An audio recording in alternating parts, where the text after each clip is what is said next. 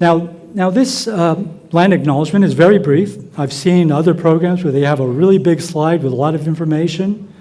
Some people feel that some of these land acknowledgements are just feel-good measures that don't have any actionable items, or they just go through one ear and out the other. So what I suggest, and we have it listed there, is you become proactive and you visit the sites of the Muwekma and the Amamutsan tribes and learn what their current initiatives are.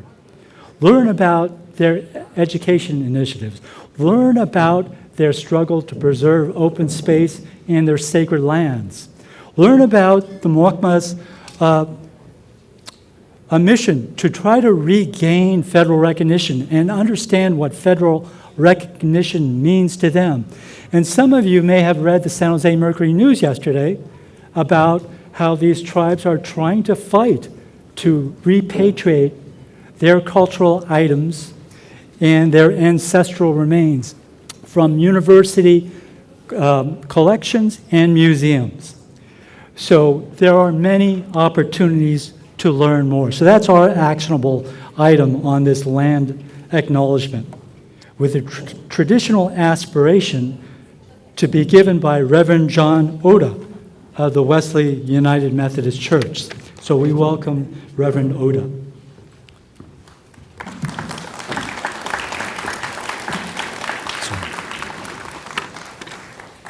You can use either mic.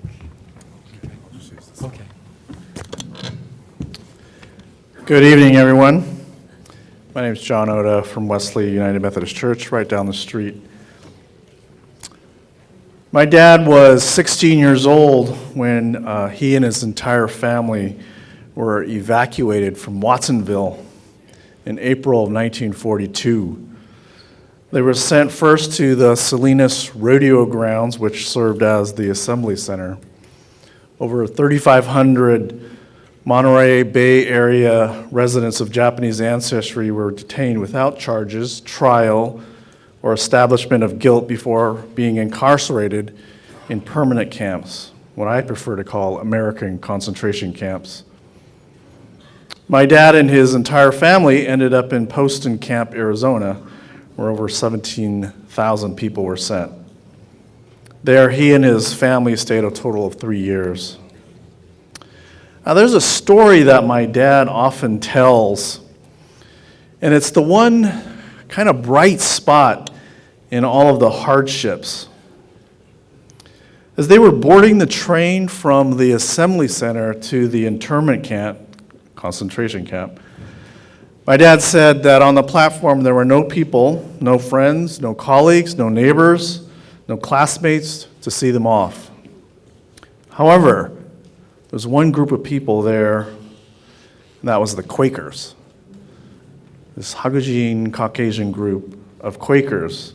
These Quakers stood on a platform and handed out sandwiches to the Japanese Americans who were heading to an unknown destination for an unknown length of time. I like it when my dad tells this story because it reminds me that there were some good people during that time, and this brings me a measure of hope. Because, today there's still so much division, discrimination, prejudice in our society, and at times I lose hope. I lose hope that things will ever change. The struggle for justice and equality will continue on and on, long into the future. But I do have hope. Actually, a lot of hope. And that hope, my hope, is in the power of the young people who are organizing, building, and leading the charge for social justice and equality today. The young people who are drawing inspiration from the struggles of the past to create a more just future for all. Youth activism serves as a beacon of hope, mobilizing communities, amplifying voices that have long been marginalized. From organizing rallies and marches to advocating for policy reform, youth activists are driving conversations and demanding accountability from those in power. Their passion, courage, and determination reminds us that change is possible when we come together as a community and stand up for what is right. So as we commemorate Executive Order 9066 tonight, I'm profoundly aware that the fight for justice is far from over. And I'll do everything I can to continue the fight for equality and end the end of intolerance. I want to support also and uplift the voices of young activists so we can be assured that the legacy of Executive Order 9066 will never be forgotten, and that the lessons of the past will continue to guide us toward a brighter and more equitable future for all. Thank you.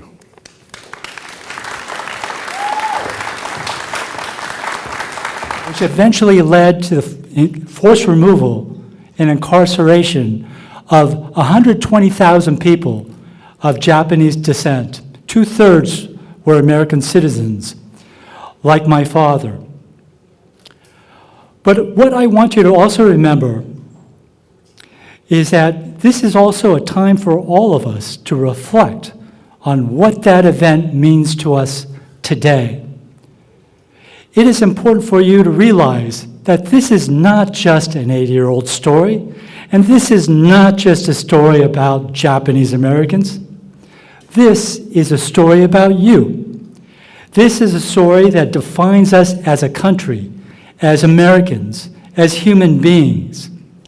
The echoes of EO 9066 reverberate in our political and legal discourse today when we talk about things like civil liberties, when we talk about national security policies, racial prejudice, discrimination, wartime hysteria, and reparations for other injured communities.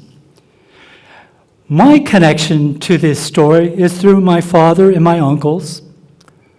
Now, their story is not one that a lot of people, including Japanese Americans, like to talk about. The story that we do like to talk about is the story about how Japanese Americans were rounded up, thrown into concentration camps behind barbed wire guard towers with machine guns.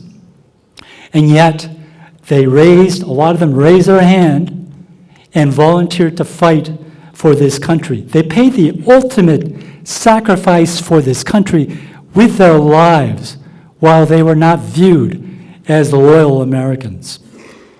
But that's not my story, of my father's story and my uncle's story, because they protested against their confinement. They were dissenters.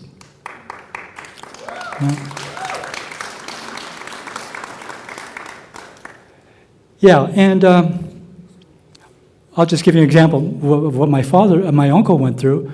He was arrested, but he had a prepared statement developed for when he got arrested. And he said, "I will gladly fight for the armed forces of this country if you restore our constitutional rights."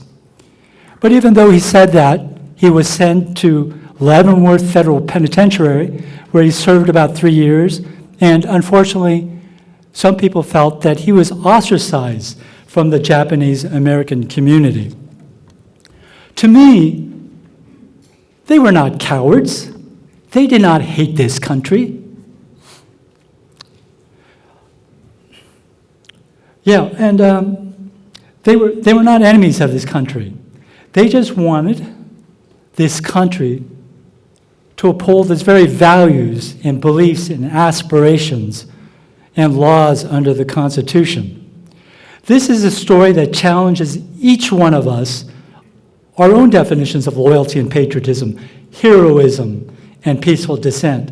It asks the question, can you peacefully protest against the policies of the United States government, especially during wartime, like today, and be considered a loyal, patriotic American? I say yes too. Now, the theme of this event is youth activism, building community. We recall our first Day of Remembrance event from 44 years ago. It was embedded in a particular moment in time when young students were engaged with many large issues in the country at that time. It was the bold audacity of youth, with their energetic, relentless energy, with their strong commitments, that combined with the wisdom and the experience of community elders that brought forth new ideas and a new vision for Japantown and the wider community. And we see that same energy today. What have we seen over the last several years? Parkland high school students changing the gun laws in red state Florida. We see young climate activists basically scolding the major nations, major powers at the United Nations. Students calling for reparative justice and police reforms, and now we see on our campus also them calling for an end to the hostilities in Gaza. And we see the same thing happening at our local San Jose State University. That university is no exception. Our next two speakers, Associate Professor Yvonne Kwan and student leader Nina Chuang, are people who actively engaged with our community, and they have mobilized students to create positive change. So our first speaker is Dr. Kwan. She is an associate professor of Asian American Studies at San Jose State University. She is also the project lead on a Santa Clara County project, AAPI Perspectives, Activism and Oral History. And so just earlier this year, she got Asian American Studies to be a major, finally, at San Jose State University. So thank you for that. So welcome to Dr. Kwan.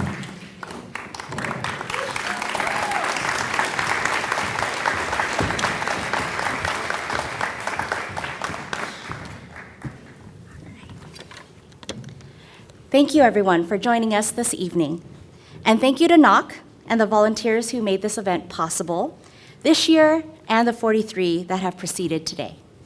So many of us grew up reciting the Pledge of Allegiance. But when I was a young person, I'm not sure if I truly understood what it meant to have liberty and justice for all. I grew up in a low-income, predominantly Latinx community with mostly immigrant families, including my own. Back then, I didn't know the inequities that persisted alongside our rote recitation of that pledge. However, it's now stark to see how the high rates of asthma and homicides in my hometown were reflective of a deeper structural impact and structural neglect. So as we know, justice and liberty for all does not, in fact, mean everyone.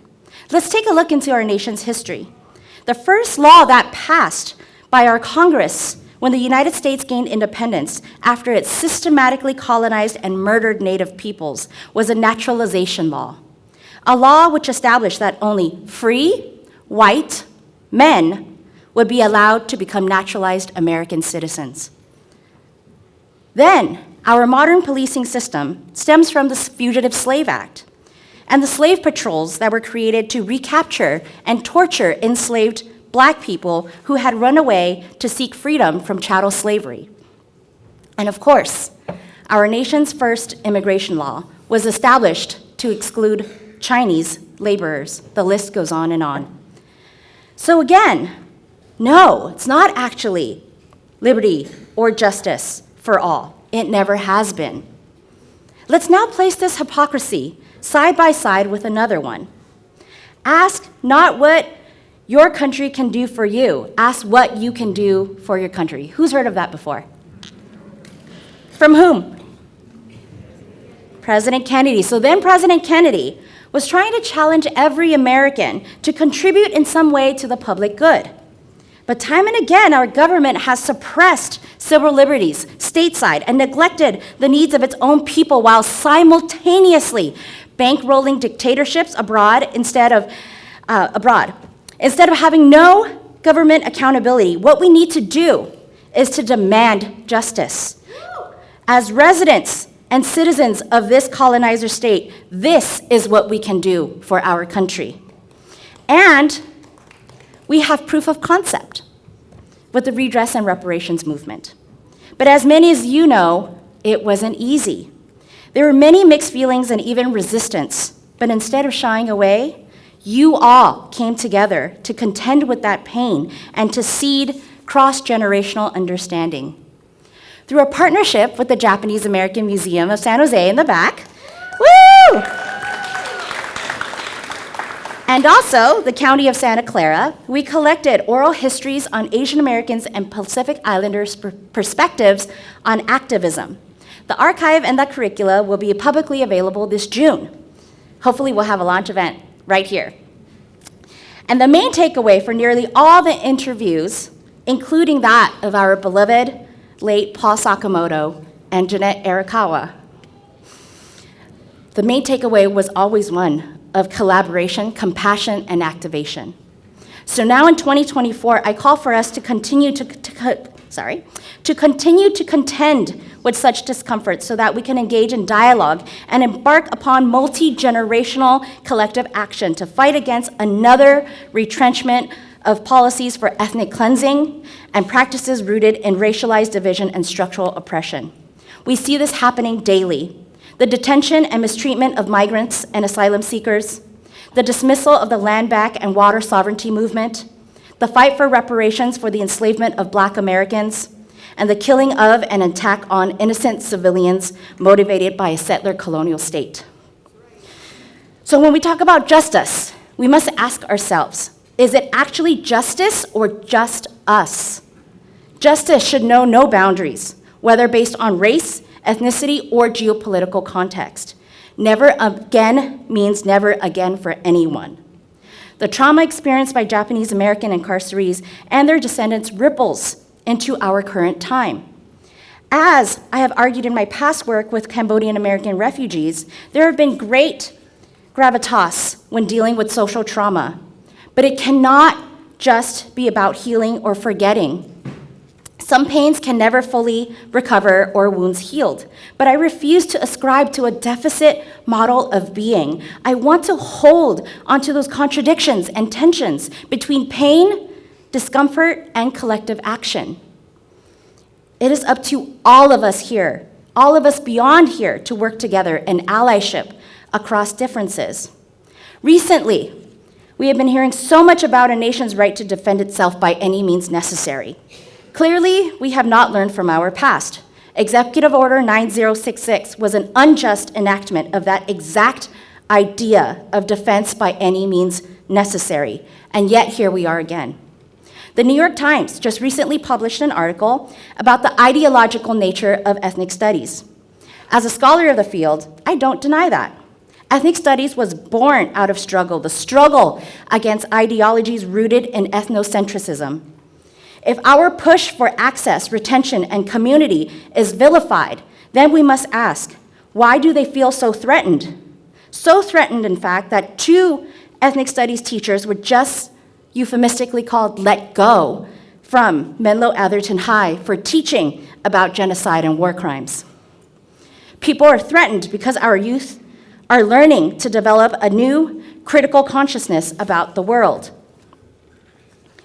We are inspiring the next generation to combat racism, poverty, misogyny, militarized violence, and incarceration in all of its forms.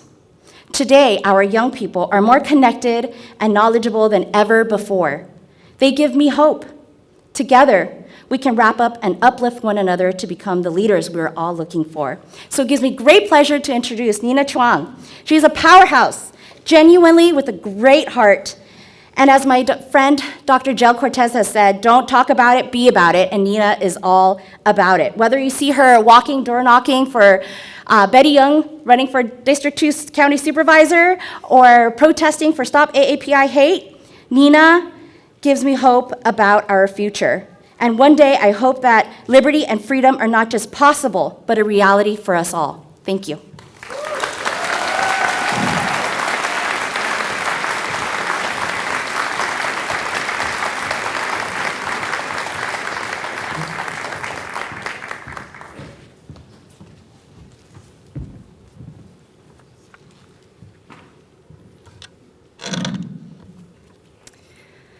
It's my first semester at San Jose State. I walk into class, overstimulated and tired from a full morning of meeting new people and adjusting to my first year of college. I walk straight to the back, sit down, and my professor from my first Asian American Studies class begins to tell us a story. Dr. Do tells us a special story of our nation's history. He tells us about this path of disruption and oppression against people of color, and specifically people who looked like me. From the Chinese Exclusion Act to Executive Order 9066 and the incarceration of Japanese Americans, the Redress Reparations Movement, the Third World Liberation Front strike, Civil Rights Movement, United Farm Workers Movement, and more. Slowly, I begin sweating, leaning forward in my seat and thinking 100 miles per hour. And I begin to feel this fire in my bones. And at times, it would be mixed with frustration, rage, and sadness. This feeling, first unfamiliar, starts to come up again. Whenever I heard heartbreaking stories of injustice in the community, like seeing my undocumented and international friends struggle to navigate the American system, hearing about another Black or brown neighbor falling victim to police brutality, seeing my elders face xenophobic violence in the streets, or reading articles about corruption and war on the news. It would also erupt while speaking to leaders and institutions about the student voice and the struggle of our people against forms of white supremacy in our system. This adrenaline and this fire, mixed with this rage and frustration against a system that has oppressed my friends and community, this fire mixed with the pride of my identity as an Asian American woman and my ancestors who've come before me, this fire that brings out the dryness in my voice as I speak in this moment is called hope. Hope is a funny thing. We are taught from a young age to explore the world and this freedom of America, and yet I am told by the world as a young Asian American girl to be humble, to keep quiet, and to always be obedient to the system that was given to me. This hope that runs in my blood tells me different.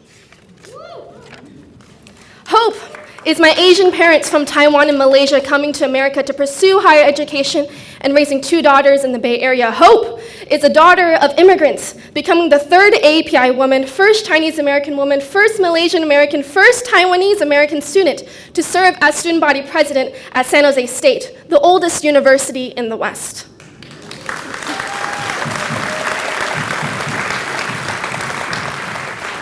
Hope is this Asian American woman whose family has been impacted by imperial Japanese colonization during World War II, demanding justice for Japanese Americans and the xenophobic acts of my country. Hope is also generations of students, community leaders from Japantown, and staff from SJSU reckoning with the institution's history to demand for accountability, education, and change.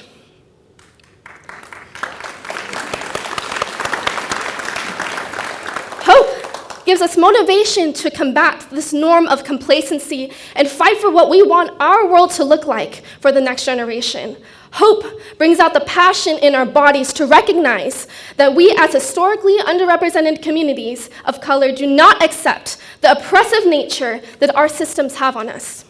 And hope gives us the fire to gather in community, like today.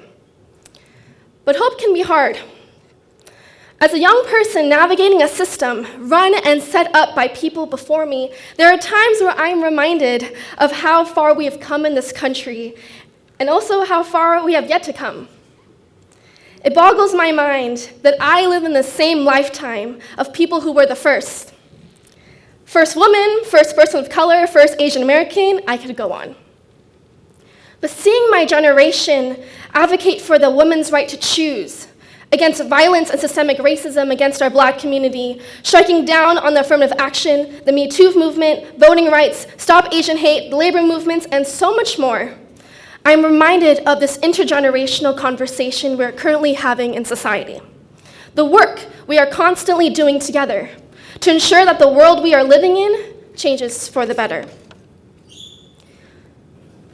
When the weight of white supremacy and misogyny in our society becomes overwhelming for this youngster, It is the community of our generation before me that teaches me that systemic change happens when we all work together. My favorite part of SJSU's first day of remembrance that happened this time last year was seeing students listen to Shuri Koromoto and Mike Honda talk about their experience and reflections in camp, then seeing our community leaders listen to student activists speak about their experiences as the next generation, and then the dialogue they had together after. This intergenerational and intercultural conversation is necessary for us in this community reckoning to know our history, to know our community, and to join the fight. Growing up, there are 2 paragraphs in my history book that included the Chinese Exclusion Act and the Executive Order 9066 against Japanese incarceration. But finding out from fellow students and speaking to professors on campus that the institution where I was stepping foot on every single day had a history with processing Japanese Americans, and on top of that, in the same building where I was taking my English class, Yoshihiro Uchida Hall, was where 2,487 Japanese Americans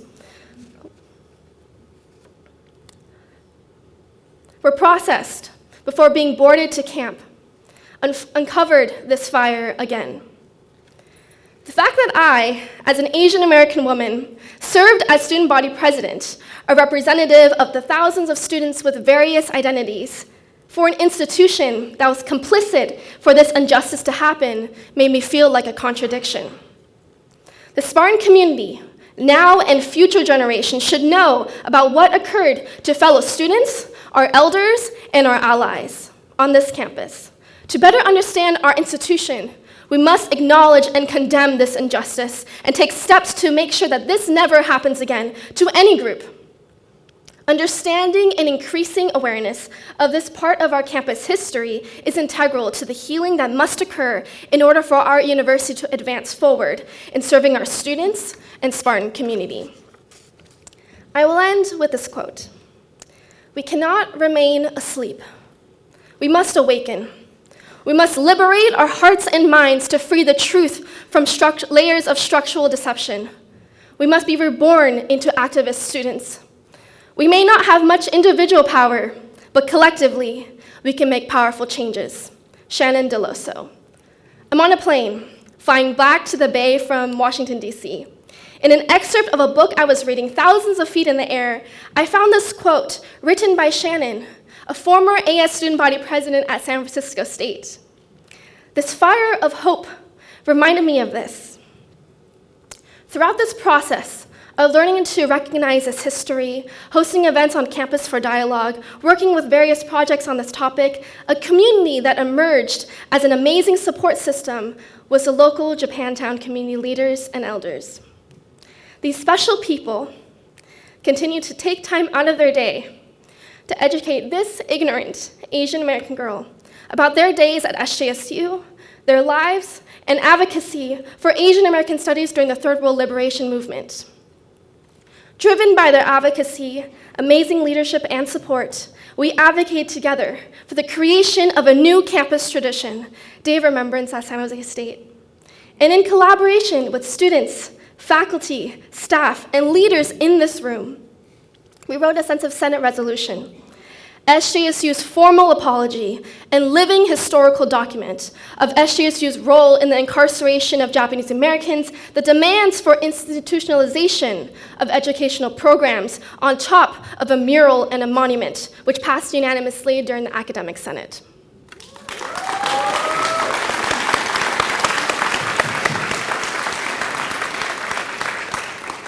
As the next generation of leaders and young people, we stand shoulder to shoulder with the activists of the redress reparations movement, the civil rights movement, the Third World Liberation Front strike, the Asian American Studies activation, and the movement to stop Asian hate to say, never again is now. We gather to never forget and join this intergenerational movement of disruption for social justice, reckoning and reclaiming of our history, and community healing. Thank you from the bottom of my heart for the privilege to speak today and for the warmth and friendship from your community to join the fight and advocate for generations to come for a better world. Thank you.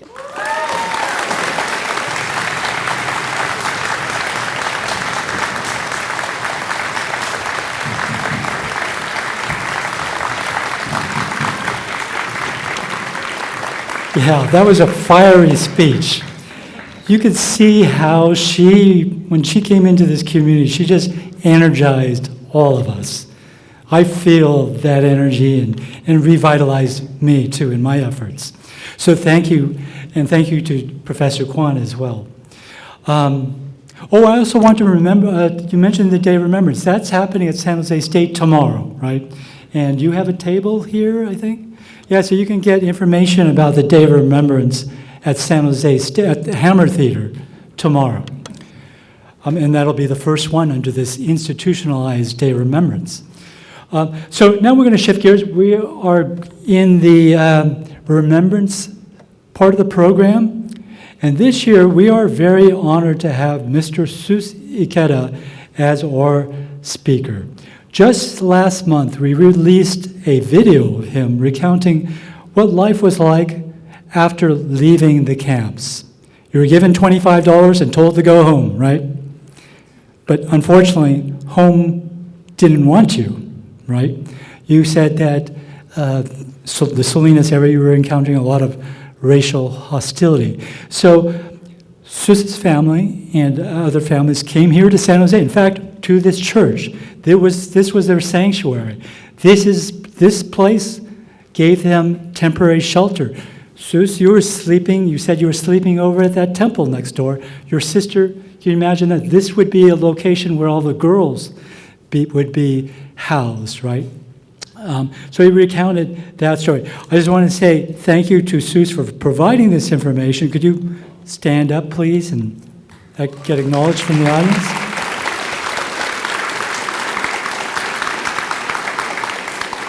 Thank you, Sus. And we have another video clip of him today. So we are now going to play his remembrance of the forced removal period in the time when his father was arrested and separated from the rest of his family. So could we turn down the lights back there? We were just coming out of the Depression years, and my father was starting to do a little better. So around 1930, 1940, he was doing better. But then the war came, and that just stopped everything. So my father didn't get to enjoy the good years. Yeah. I remember that very distinctly, that the day that Japan attacked. The reason why I say that, the following day, which was Monday, I had to go to school. I was 16 years old at that time. I was a junior in high school.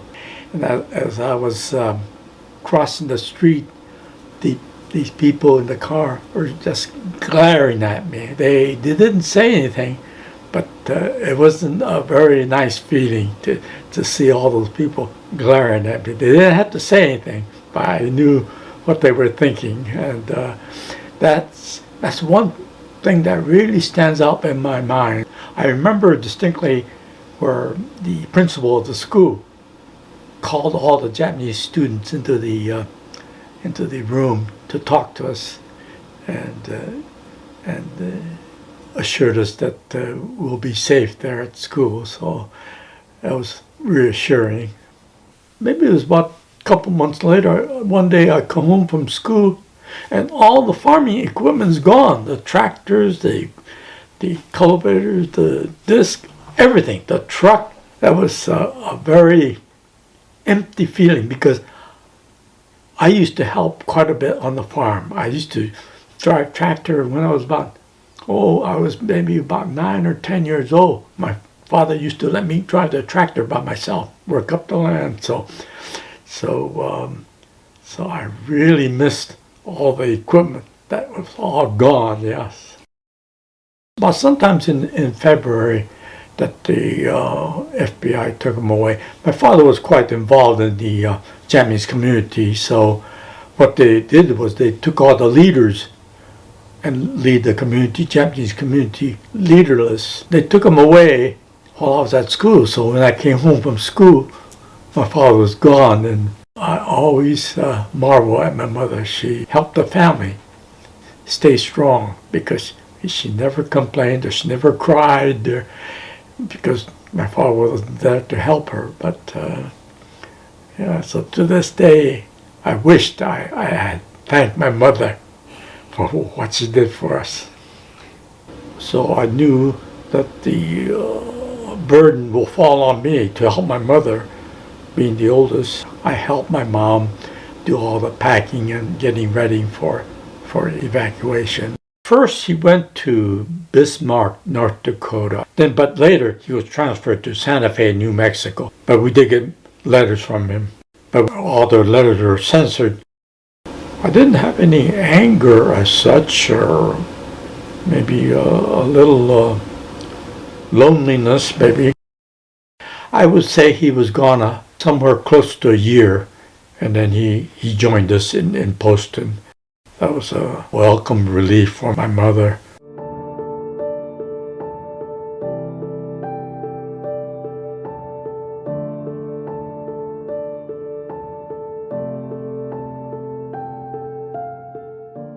First of all, as an American citizen, that should have never occurred. Secondly, they put us in camp. We didn't have no income.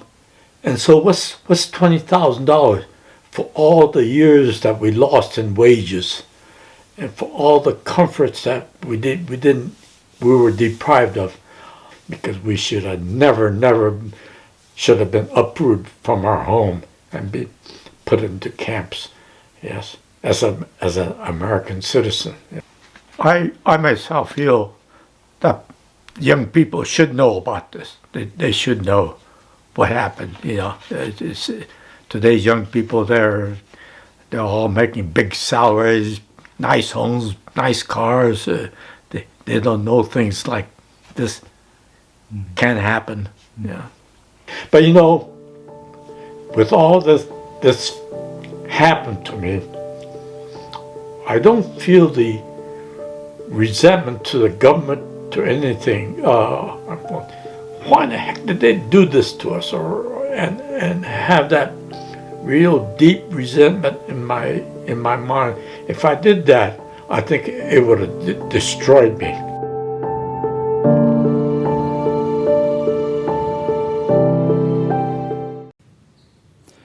So thank you, Seuss. That was wonderful. It was a great experience talking to you, and we'll have many more clips of you on the Nihonmachi Outreach Committee YouTube channel. So stay tuned for that. He's got a lot more stories coming out of him. So thank you. Now we will start our traditional candle lighting ceremony. I would like to acknowledge two people who are very important to the program. I don't know if, can you see that pretty well, or does the light? Okay, so what we have up there, we have two people who are very important to this program. One is Jimmy Yamichi and his wife, Eiko Yamichi. And unfortunately, Eiko passed away just before Christmas, I think it was, in December. And we lost Jimmy in 2018. And Jimmy spoke at our event many times. And if you look here, this beautiful candle stand that you see honoring the camps, that was built by Jimmy. And it's been a part of our program for a long time. It's amazing creation. And his son, George, recently repaired it. It was fading over time, and so George fixed all the guard towers. So this year, we would like to dedicate this ceremony to the Yamichi family. I don't know if George is here.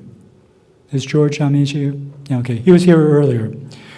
So yes, we want to dedicate this candle stand, and you can see the plaque there. It says the Yamichi candle stand.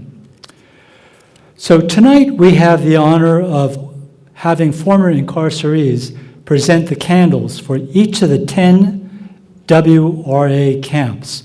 One candle for the Department of Justice camps and other incarceration centers, and one candle for World War II veterans.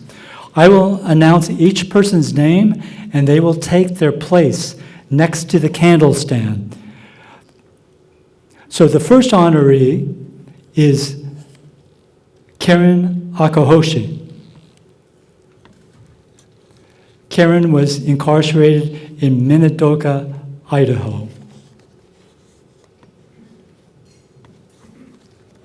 The next honoree is Shirley Kuramoto. She was incarcerated in Tule Lake, California.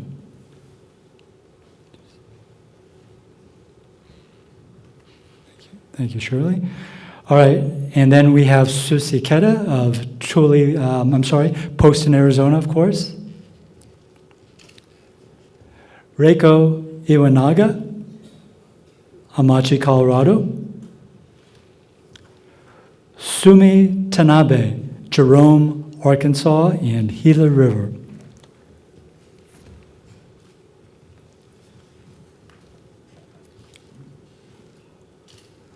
Yeah, and Kenji Akahoshi, Hamachi, Colorado.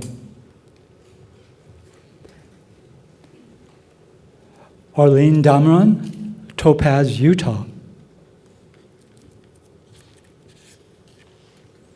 And Alice Hikido, incarcerated in Minidoka, Idaho. And last, we have Mas Koketsu, incarcerated in Crystal City, Texas. So thank you, honorees.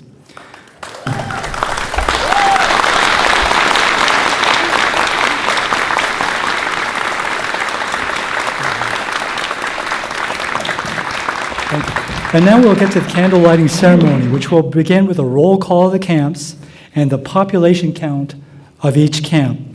Calling the camp names are Sharon Ueda of San Jose Japanese American Citizen League and Mariko Fujimoto of the Silicon Valley Japanese American Citizen League.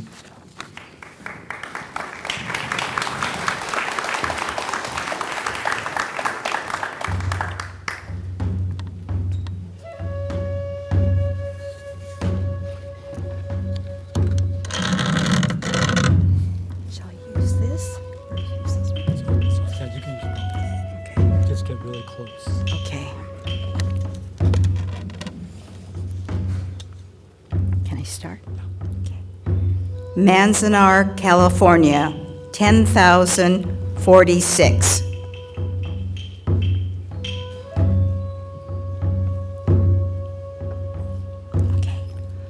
Tule Lake, California, 18,789.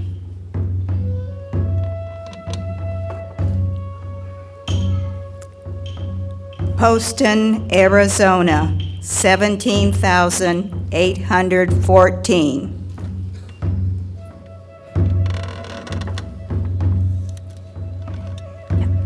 Gila River, Arizona, 13,348.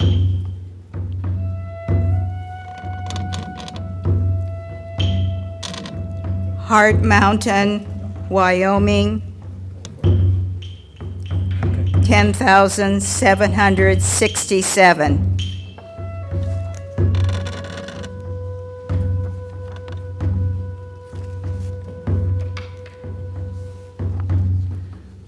Amachi, Colorado, 7,318.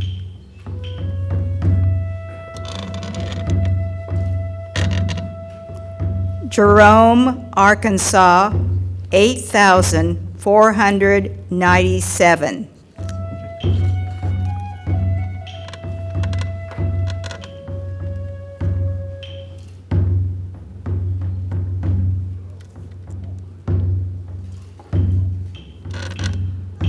Rower, Arkansas, 8,475.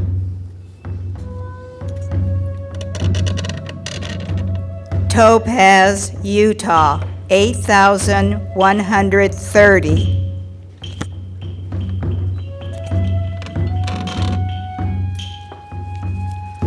Minidoka, Idaho, 9,397.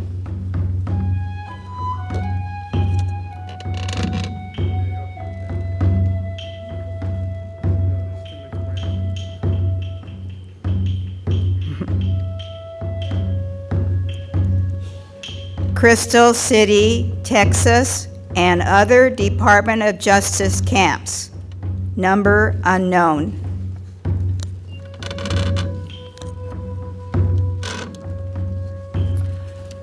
World War II veterans.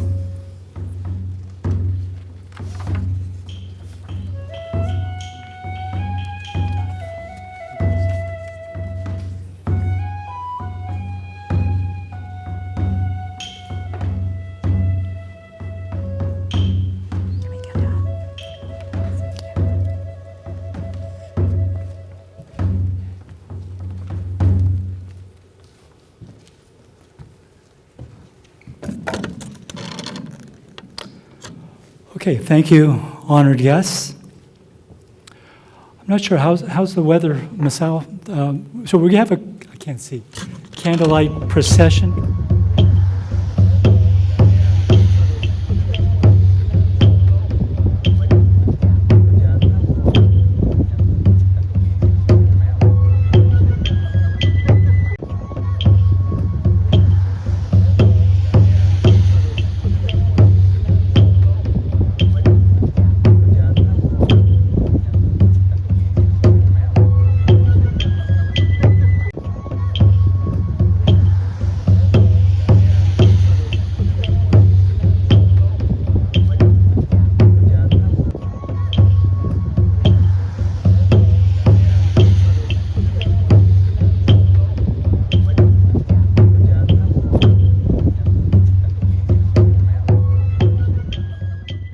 At Nichibei News, Japanese-American newspaper.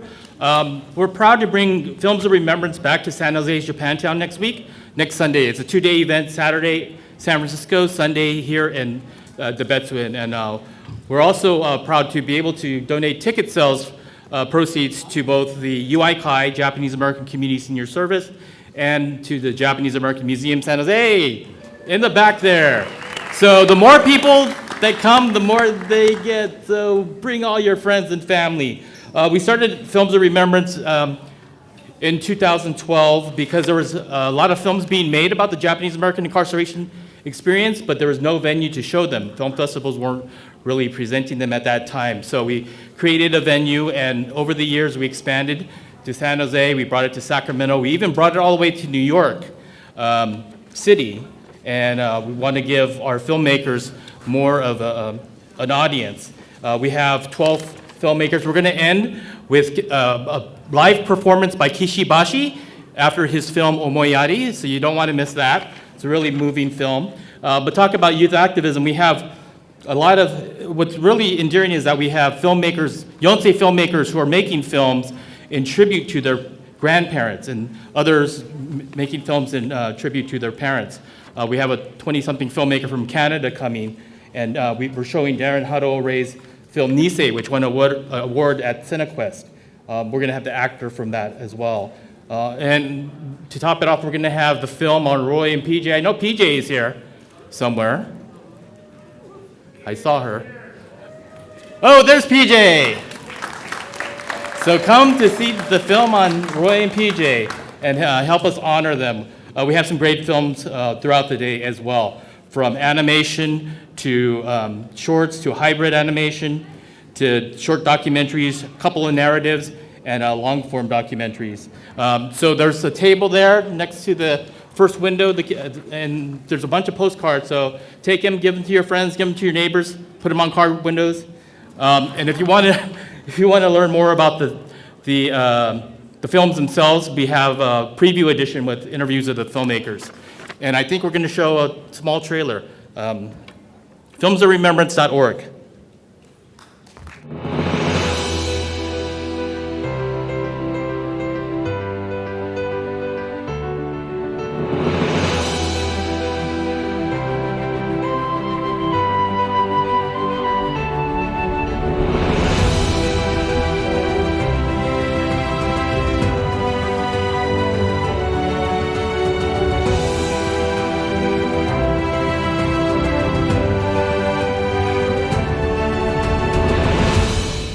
I would like to call your attention to the video presentation, in which we thank the groups and individuals who have helped make this program possible.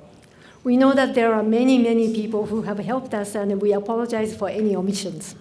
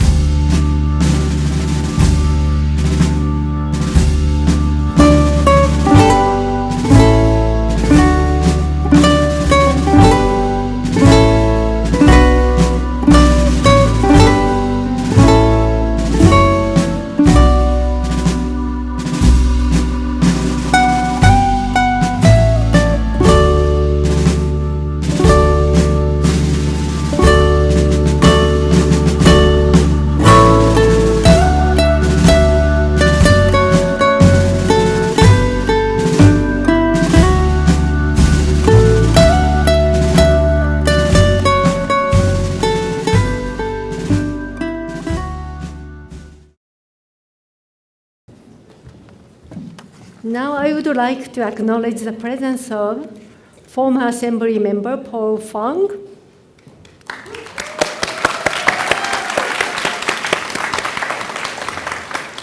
Fremont Union High School District Trustee Naomi Nakano Matsumoto,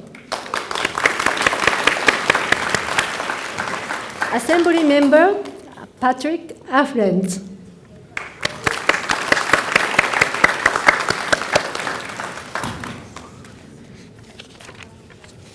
my name is Sayoko Yoshimura. I will be your MC for the second part of the program.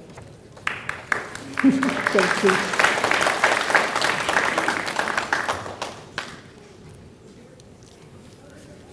In presenting the Day of Remembrance, Nihonmachi Outreach Committee appreciates all the support from community groups.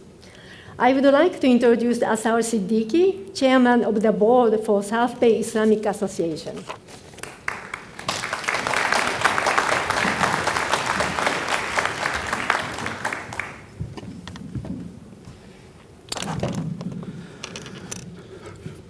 Good evening, dear friends. It is my honor and pleasure to be here with you all this evening and express a statement of solidarity with the Nihonmachi Outreach Committee, as I have done so for the past 10 years or so. During that time, I've found that these individuals at NOC are amongst the finest people I've ever known. Among the qualities I admire most in people are patience, determination, and consistency. The Japanese American community, and especially the NOC, have exemplified these attributes for as long as I can remember, and as far back as 9/11/2001, when members of the NOC came to our mosque in downtown San Jose, just a few blocks from here at 325 North 3rd Street, and came to us to stand with the South Bay Muslim community. They said, "We know what it's like to have an entire population suspiciously viewed, stereotyped, and vilified based on the actions of a few. And we want to do what we can to support you." That magnanimous gesture meant the world to us, and they have done so ever since, and we have returned the favor ever since.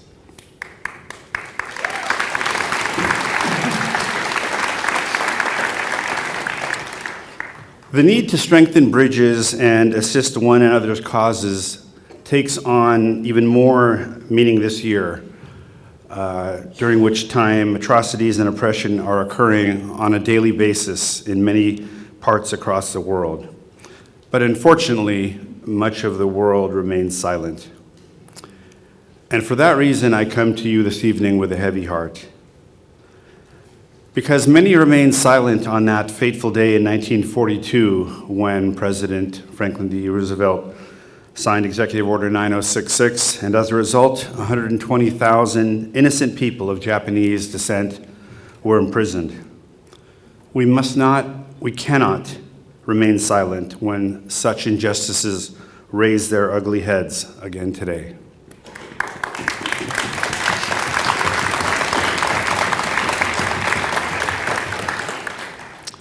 Finally, I wanted to acknowledge and commend the NOC for this year's theme of youth activism, building community. This upcoming generation, due to their access to information, ease of communicating on a large scale, and focus on ethical and moral principles, is very engaged and committed. I've seen that myself in our children, my wife and my children. They speak their minds, have their own opinions, and get things done. Case in point are the San Jose State University students whose actions and commitment resulted in the university acknowledging its past wrongdoing and creating a commemorative mural on campus.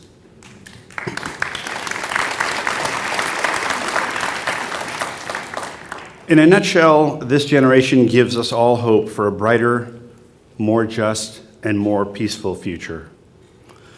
I once again want to express the American Muslim community's unbreakable bond with the Japanese American community. Know that we will always loudly and proudly stand with you. Thank you.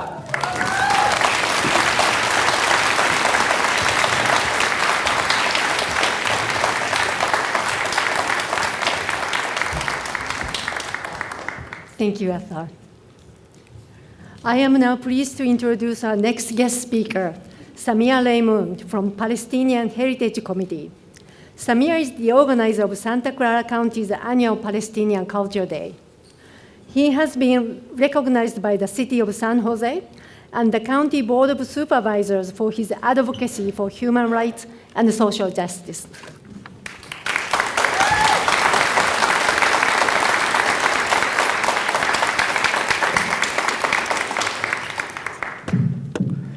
Thank you, Sayoko. Good evening, everyone. My dear friends, it's an honor to be with you as a representative of the Palestinian and the broader Muslim communities to mark this solemn day of remembrance of the Japanese American internment, one of the great wrongs in the history of this nation. There is a special kind of pain associated with discrimination that is inflicted not on the basis of your deeds or even your character, but rather on the basis of your skin color or perhaps the name you inherited from your family. We will never forget your courage and solidarity in the dark days of 2001 when people were attacked, some killed, who were not really Arab or Muslims, but who apparently resembled enough to make them targets of hate. You were there 23 years ago to sponsor and support the Santa Clara County Palestinian Cultural Day when it was not a popular thing to do. I'd like to thank Kenzo Nakamura of the JACL and my dear friend, Masao Sasugi, if you're here, hello, who have been strong advocates and supporters over the years. We will never forget your friendship and solidarity. And today, I'd like to thank Nose and the organizers of the program, especially Becky Shabayama and Sayoko Yoshimura for inviting me to speak. Thank you very much.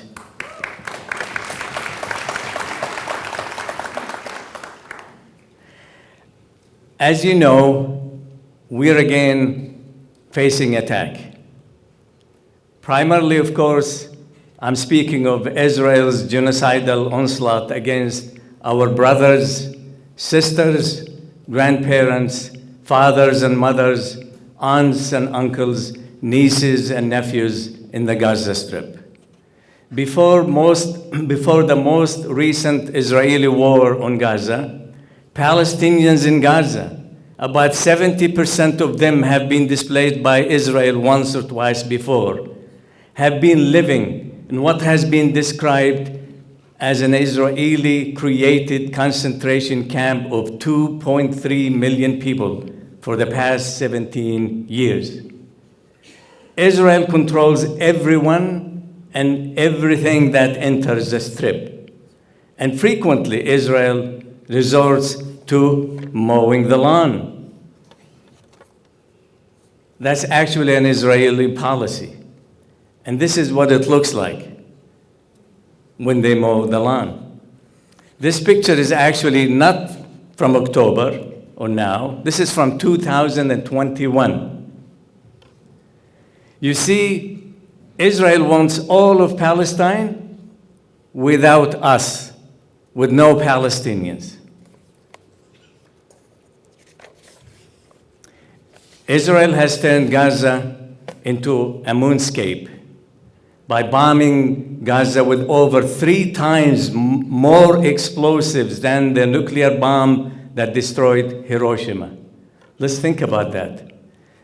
In 3 months, they dropped more than 3 times the explosive power of the Hiroshima nuclear bomb. So no one there is safe, and nowhere is safe for the 2.3 million Palestinians, 85% of whom have been displaced from their homes and living exposed to the elements without basic infrastructure to support them. Gaza winters are like here, cold, wet, and windy. It is no time for kids or women bearing children or the elderly to be without shelter, basic sanitation, food, water, and medicine. And of course, more than 36,000 have been killed, including over 14,000 children. Let's think about that. 14,000 children in just 4 months. This is an unprecedented number in the history of conflict. More than half of the housing in Gaza Strip has been damaged or destroyed. Human Rights Watch has accused Israel of using starvation as a weapon of war. The United Nations called Gaza the most dangerous place in the world to be a child. Over 25,000 children orphaned. But we are also under attack here in the United States, where one would think we should expect to be safe. A 6-year-old Palestinian boy was murdered.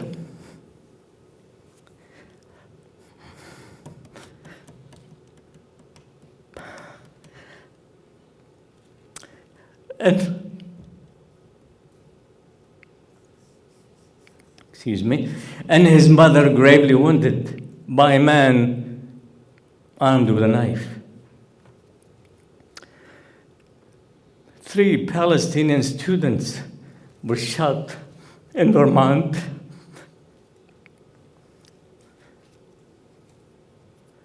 Folks are losing their jobs.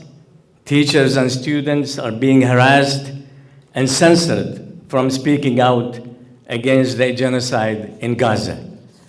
All they try to do is teach. This is what we're supposed to do, teach about conflicts. It is deeply distressing to share these acts have been enabled by our government's political and military support of Israel's genocide. From President Biden's repeating false claims of atrocities to Senator Lindsey Graham's recommendation to level the place, to our bombs and missiles and our tax dollars that paid for them. We, or at least our politicians, are deeply complicit in the Gaza genocide. The devaluations of Palestinian lives is what fuels both the government's complicity in the genocide in Gaza and our fellow citizens' attack on us here in the United States.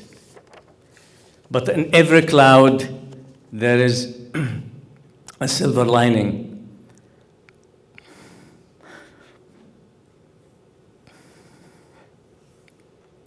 The silver lining is you, your solidarity.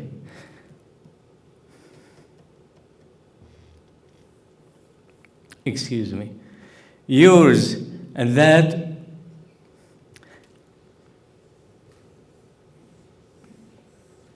of many other good Americans of conscience who refuse to be silenced, who are willing to stand up and speak up.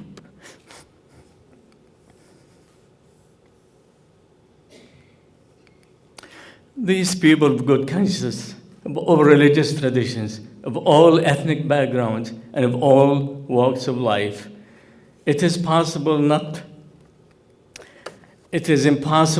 to notice and to salute, especially the many young Jewish Americans who are out in the streets and in the halls of power protesting against genocide in their names.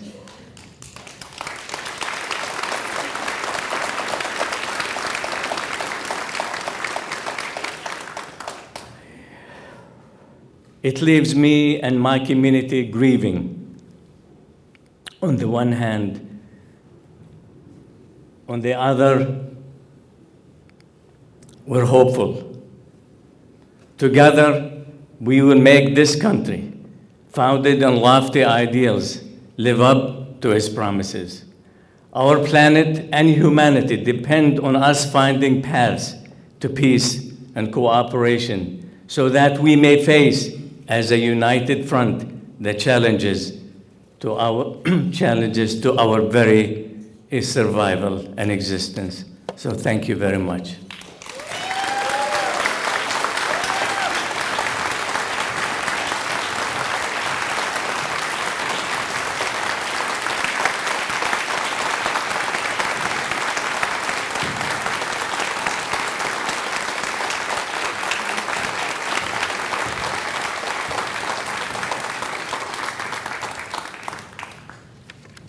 Thank you, Samir, for providing us with much needed information on Palestine, and thank you for your courage and compassion. We stand with you and your community.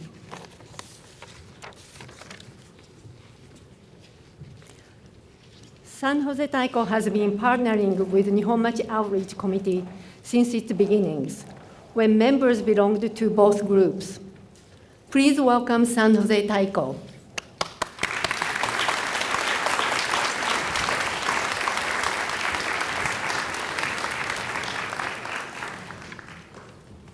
Good evening. My name is Braden Wong, and I have been a performing member with San Jose Taiko since 2022. I've been playing taiko since I was in elementary school. I moved to UC Davis. I played with Bakuhatsu Taiko-dan while I was there. Moving back home, I continued my taiko journey through San Jose Taiko. Thank you to San Jose's NOC for continuing to commemorate and put on Day of Remembrance, and to the San Jose Buddhist Church Betsuin for hosting and accommodating every year.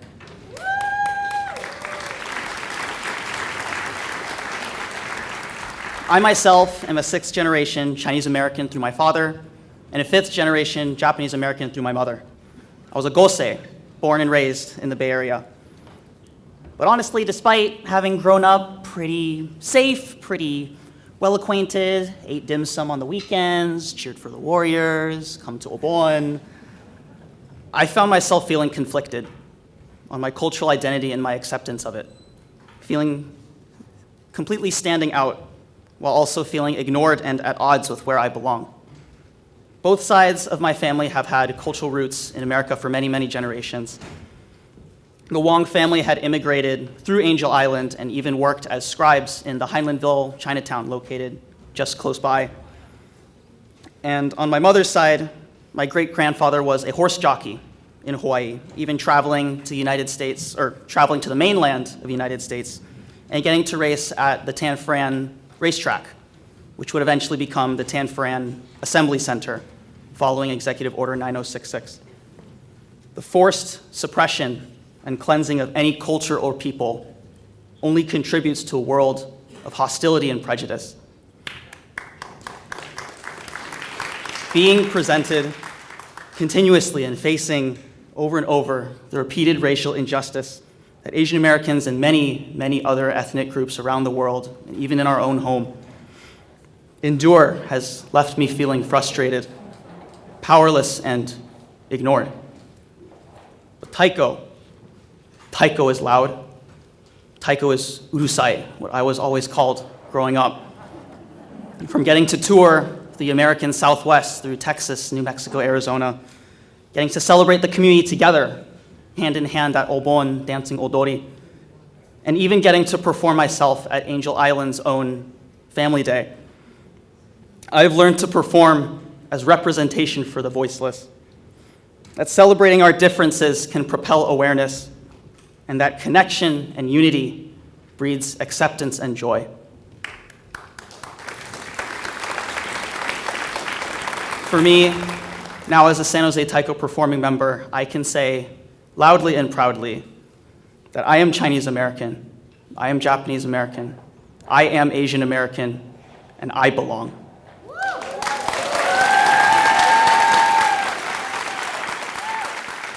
San Jose Taiko would like to open our set this evening with our piece titled Day of Remembrance, written by Franco Imperial. We hope you enjoy.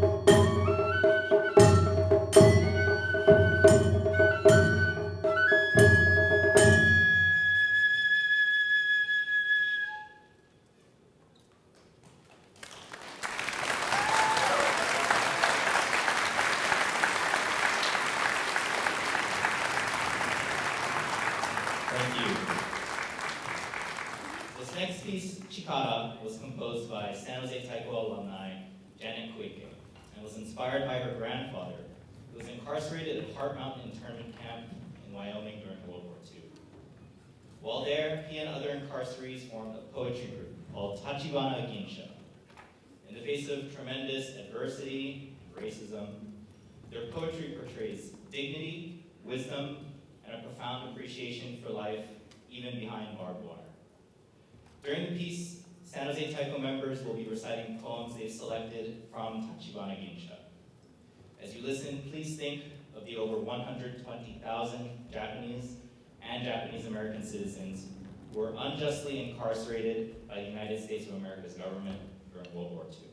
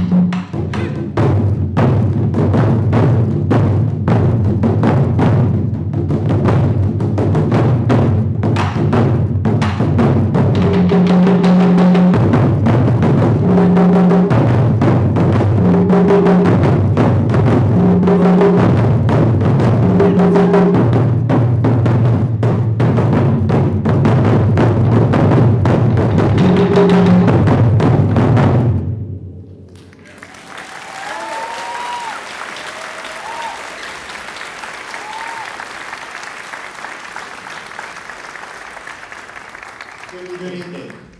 I'm Stuart Kume, and it is a privilege to be performing at this event again this year with San Jose Taiko. Thank you so much for having us along.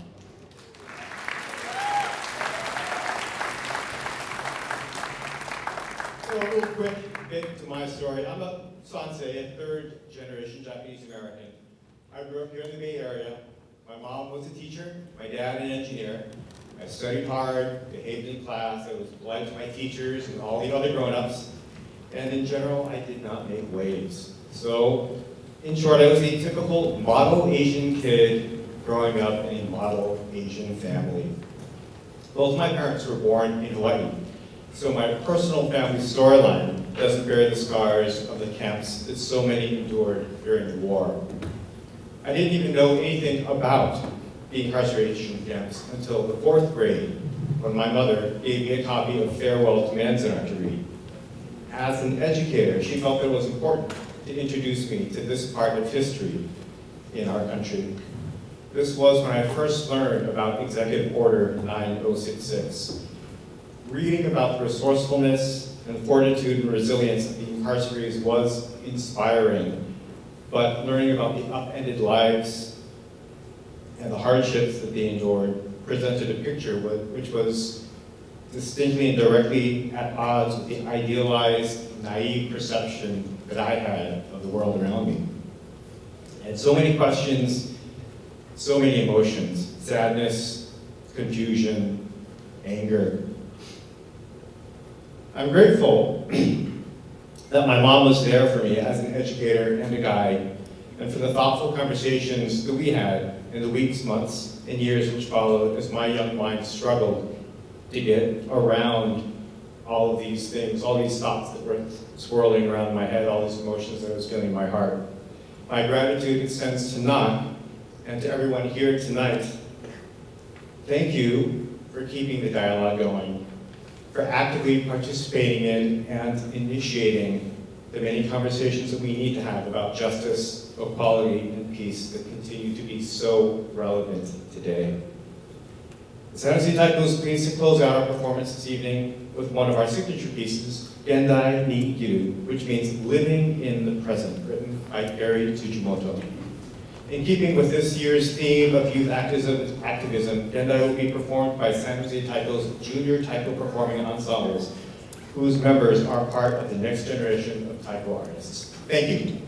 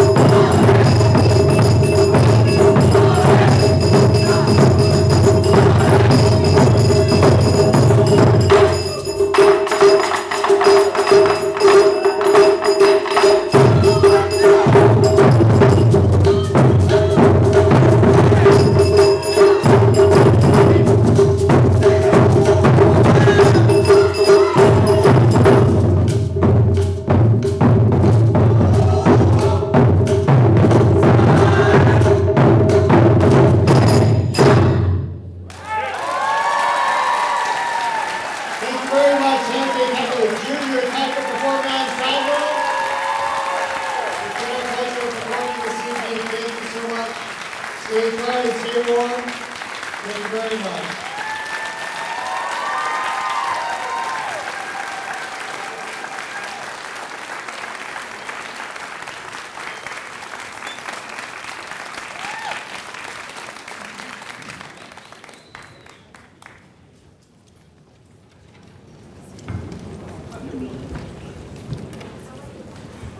Thank you for your great performance.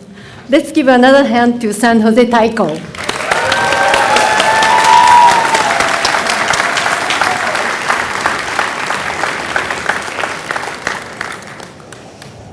Now I would like to call upon Rinban Sakamoto to give the closing meditation, after which I will formally conclude the program.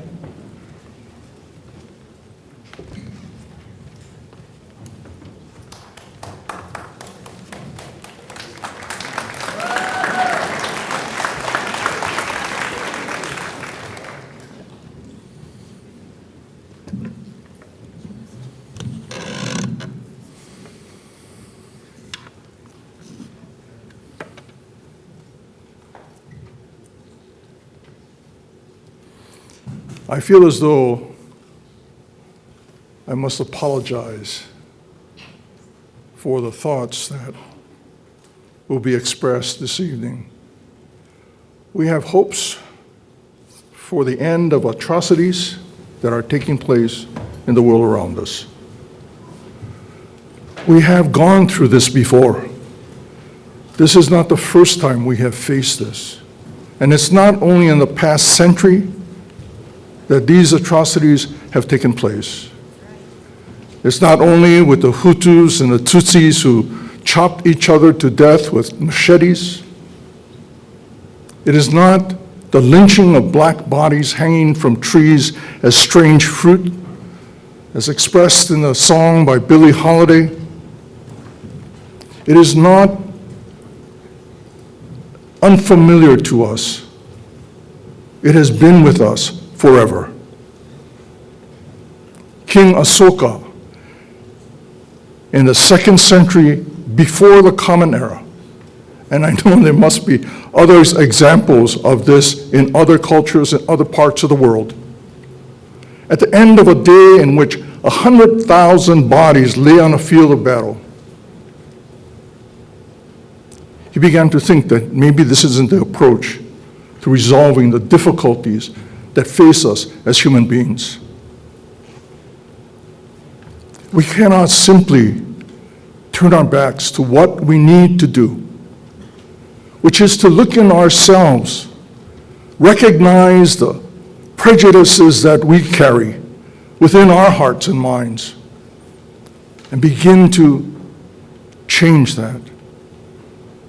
We may care for another being deeply and want to make things better for that life, but it will not take place until we are able to change ourselves. And so again, I apologize. I don't think we'll see an end to these atrocities that have plagued us as human beings over millennia. We must change. We must see the world in a way that is not divided, is not set up in a way that satisfies what I want or what I need, what I expect. We must begin to see each other as human beings. It seems like a simple thing, but we have not been able to do that in thousands of years. And here we are again, on the edge of battle, seeking to destroy the other, to bring peace. Makes no sense. We have to take that responsibility to express through our lives, through our actions, what is necessary. And that is to begin to see the other as ourselves, not as a problem to be resolved, but to be able to look at them and see myself in them, to see the care and concern that they have for family and friends, and to carry that every day in our hearts and minds. When you see someone walking on the street, smile, say hello. It's as simple as that. It won't resolve what is taking place in the Gaza Strip, but it will begin to change the way that we approach the problems we have in the world. We will still need to work through our politics and our governments with these blunt instruments to address the issues that we have facing us in this world, and there are many. Not just with the war on the ground, but with our environment and the degradation that is taking place in the world around us. We have to change. We have to take that responsibility for ourselves. And it's only then that we can begin to change. Again, unfortunately, this is not something that is new in our lives as human beings. It is something that has been with us for thousands of years. We have simply become more efficient at killing each other. We have to change. We have to begin to take that responsibility individually to be able to see the world, not as a place that simply meets what I want, but as a place in which we can all recognize and value the life that surrounds us. Tonight, as we bring this gathering to a close, it is with hope that was expressed earlier. Not through the young people, no offense, but it's not the young people. It's all our responsibility. We are responsible. We should make the effort to change the world. And that begins with changing ourselves.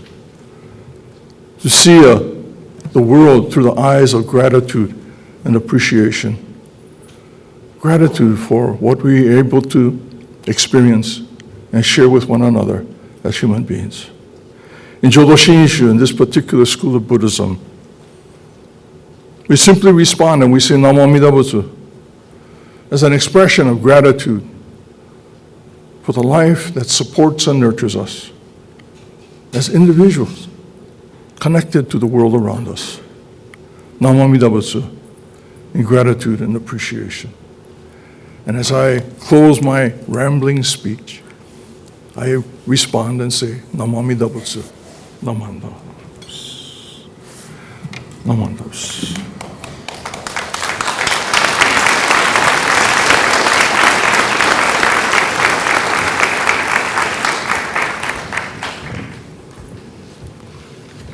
Thank you, Rinban Sakamoto.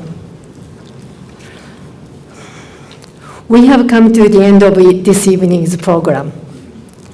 This year's DOR connected us to the past, present, and the future. We have learned first-hand experience of survivors of the camps and the consequences of incarceration. We also heard about the amazing example of student activism at San Jose State University and how their efforts led to the institution acknowledging and apologizing for the past errors.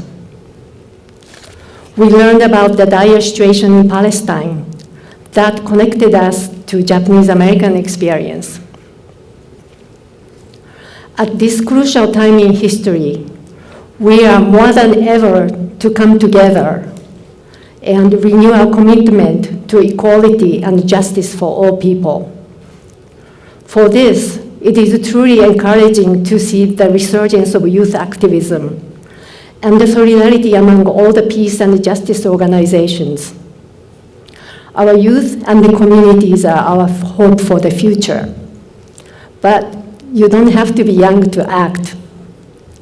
We hope tonight's program inspired you to take action to support all those who are suffering under oppression.